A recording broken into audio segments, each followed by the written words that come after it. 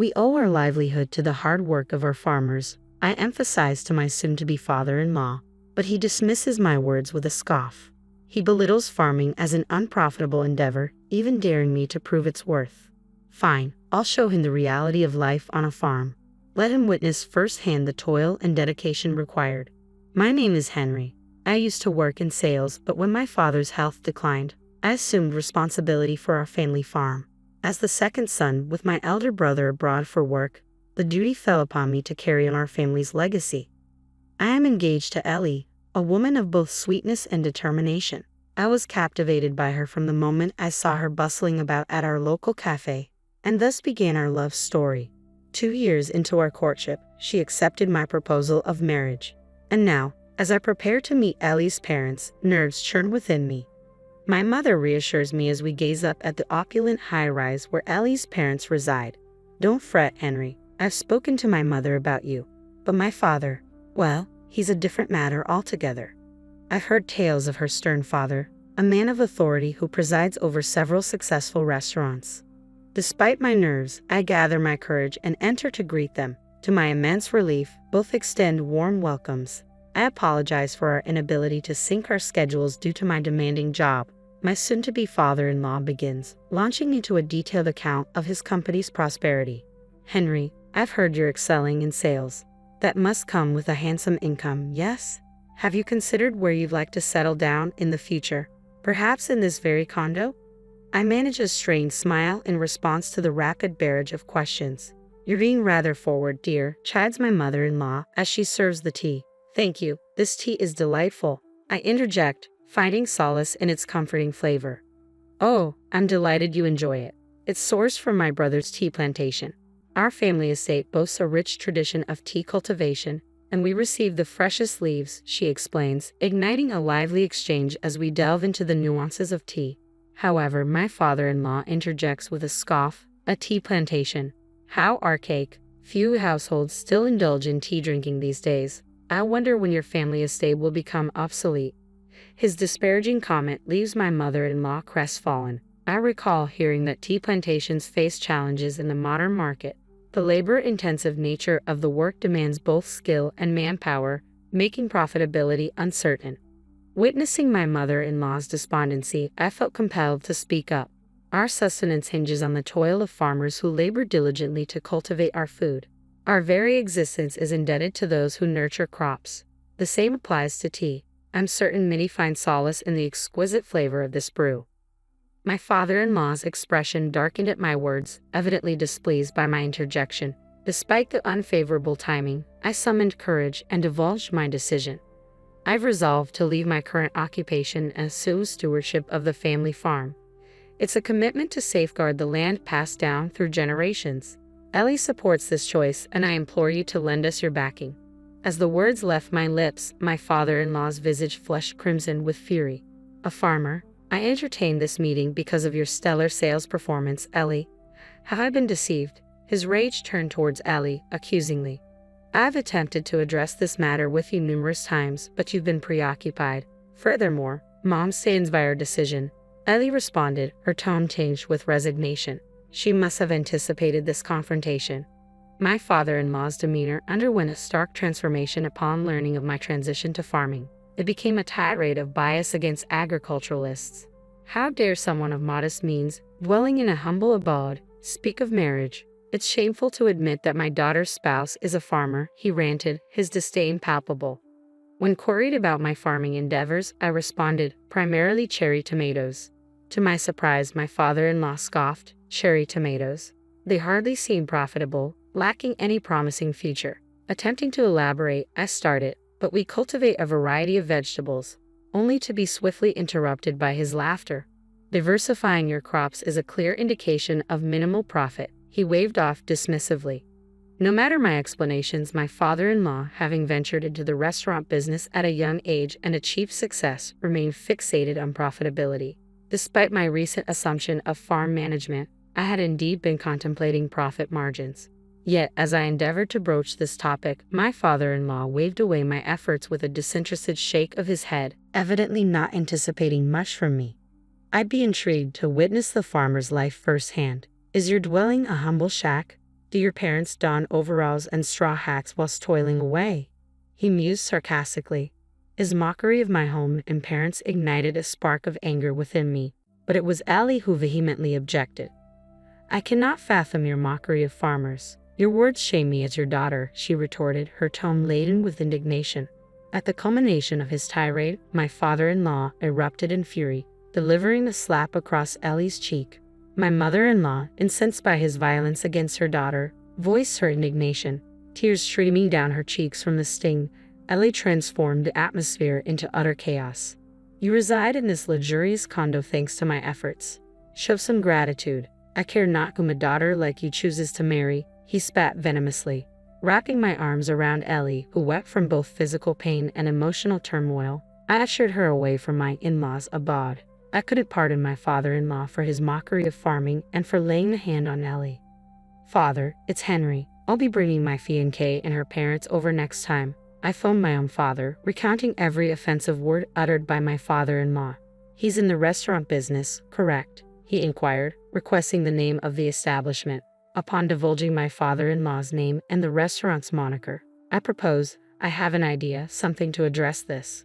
When pressed for details, I admitted uncertainty, prompting him to abruptly end the call. Shortly after, my father reached out again. Following our conversation, I promptly sought out certain individuals. Subsequently, Ellie and I paid another visit to my mother-in-law. She expressed regret for my father-in-law's haughty demeanor, revealing that his arrogance had escalated alongside his success in the restaurant industry. His ostentatious move to a high-rise condo was merely a display of superiority over those with lesser earnings. It had become routine for him to deride her family's tea plantation, his extramarital affairs conducted with impunity.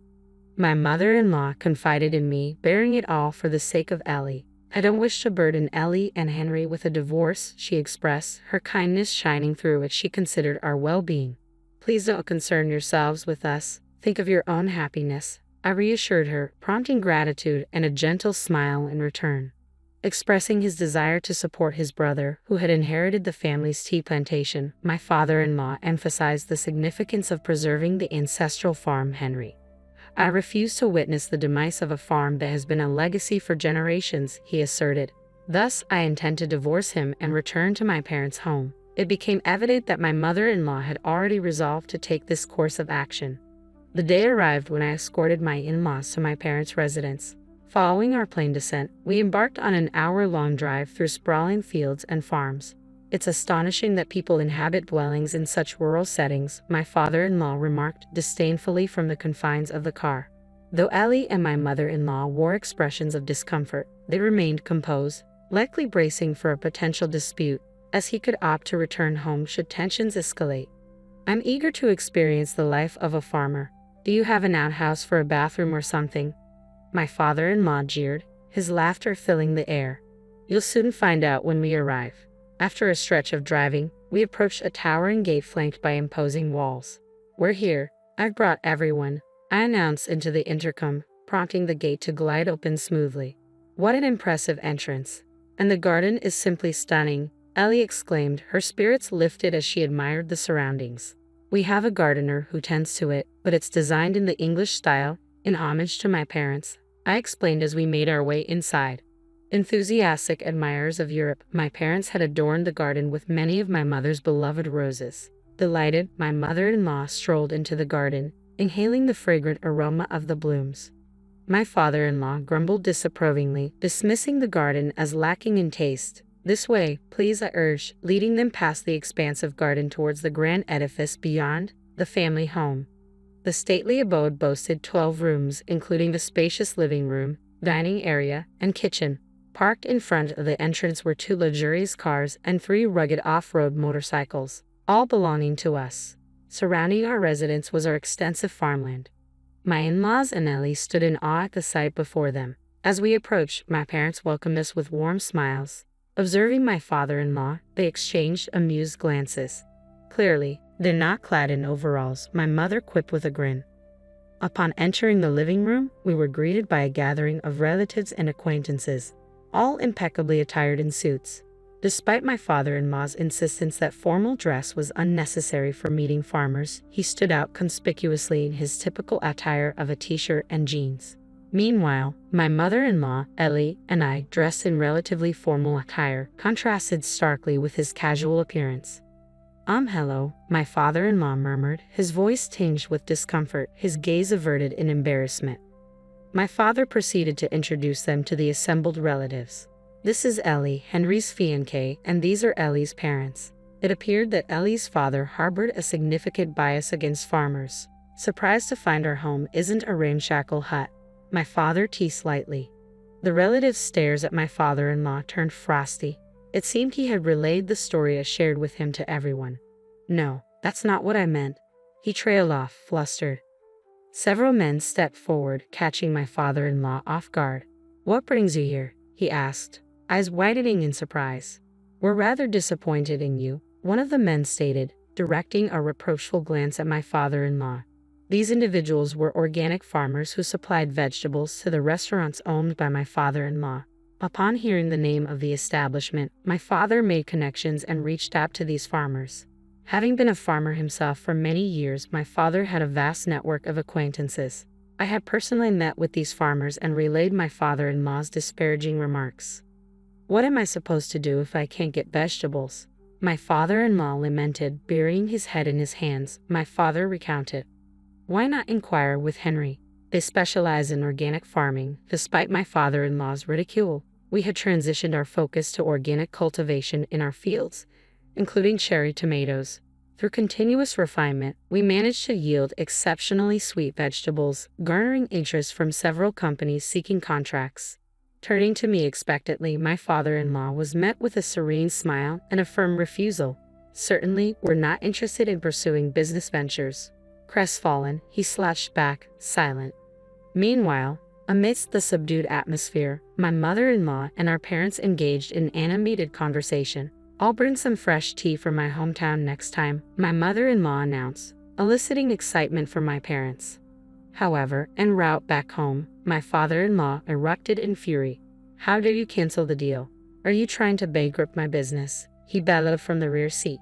To be honest, his restaurant's fate held little concern for me, and you, my own wife, failing to defend me. "This is why I detest rural women." He directed his ire towards my mother-in-law, feeling ignored by my indifference. Unfazed, my mother-in-law responded calmly, "Oh, you prefer urban women, do you? Your current favorite being Mary, isn't that right?" Her composed demeanor only seemed to fuel his rage further.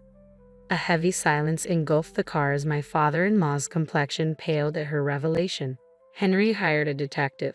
You were discreet, so gathering evidence was straightforward. Please arrange the divorce papers and alimony payments," she declared firmly. "Divorce? What nonsense is this? How do you expect to manage without my income?" he retorted in disbelief. She divulged her plan to assist her brother with the tea farm he inherited post-divorce.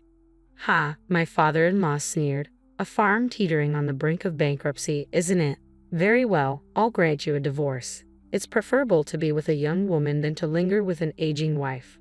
With that, silence enveloped us, thick and suffocating. Upon arrival at the airport, my father-in-law, keen to part ways, strode towards the gate unaccompanied. Ellie, gazing at her father's departing figure, murmured despondently, "To think my father could stoop so low. I believe he'll regret his decision." I consoled her, drawing her close. A few days later, my in-law's divorce was finalized. Owing to evidence of his infidelity, he bore full responsibility. It seemed he nearly coerced my mother-in-law, offering money in exchange for her departure. Ellie and I were incensed upon learning the details, yet my mother-in-law chuckled, claiming she was content with the substantial settlement. My father-in-law's alimony settlement amounted to $50,000, with an additional $15,000 from his mistress. Determined to resurrect the tea farm, my mother-in-law intended to allocate these funds accordingly. Meanwhile, my father-in-law found himself embroiled in turmoil as his high-rise condo became a battleground with the sudden intrusion of his mistress's enraged husband. Indeed, my father-in-law's mistress was married, a fact we uncovered during our investigation, signaling impending trouble.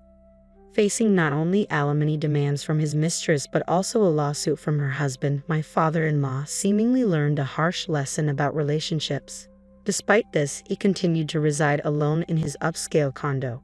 However, his tarnished reputation among the farming community led to a sharp decline in business opportunities, prompting the closure of his organic vegetable branches.